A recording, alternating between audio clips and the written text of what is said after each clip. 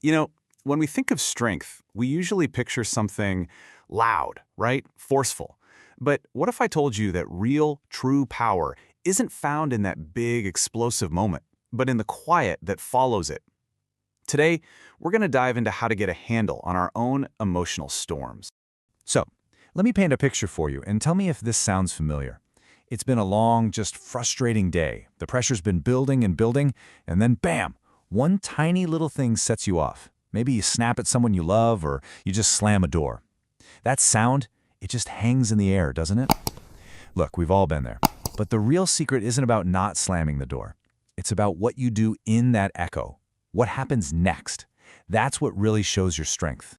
And you know, that exact moment, that choice, is captured perfectly in this really simple story. It's about a boy and his bedroom door. Okay, so this is the story of a little boy named Ryan. He's a totally normal kid, and just like all of us, some days just don't go right. So on this one day, there was just this storm brewing inside him. You know that feeling, right? It's that mix of frustration and anger, and it just feels totally overwhelming. That's a heavy thing for anyone to deal with, let alone a little kid. And in that split second, that flash of anger, he did what so many of us do. He let it out, physically. He stormed off to his room and just slammed the door, as hard as he could. And for a second, that crash felt like a release for all that built-up feeling. But yeah, that relief didn't stick around. Okay, but here's where the story gets really interesting. It's not about the slamming door. It's about what happened after. This really quiet, kind of strange thing that he did next.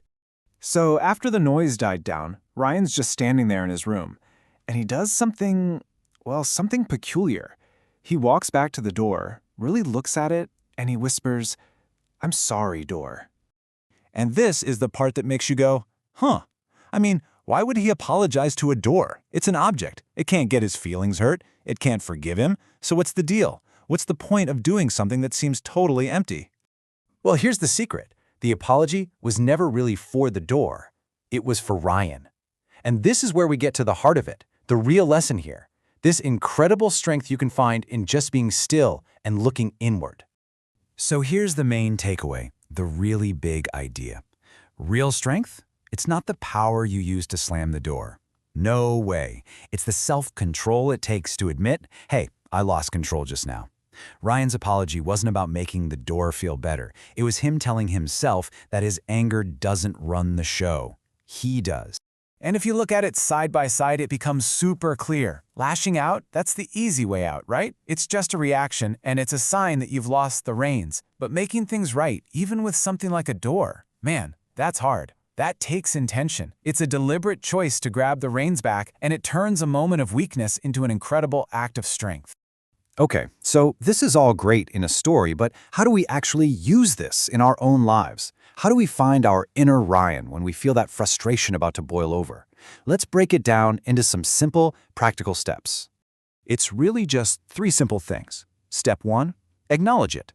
Just notice what happened, no judgment. Okay, I just yelled. That's it. Step 2, pause. Just take one single deep breath. That little bit of space, that's where you take your power back. And finally, step 3, repair.